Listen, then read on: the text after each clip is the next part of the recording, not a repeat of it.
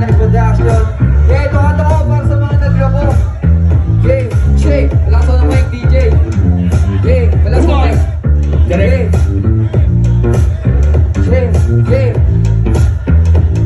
Hey. Lagi kang naghihinala, sabi ko hindi na tama. Yun pala ikaw yung may ginagawa.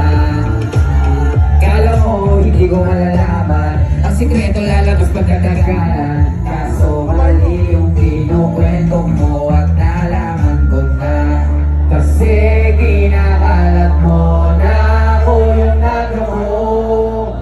Tama ba yan? Eh kaso lang ngayon malalaman na yung totoo. Patay ka dyan, nagloko ko rin naman. Hindi ka nahuli, pero bakit sa'kin mo lahat isinisisi?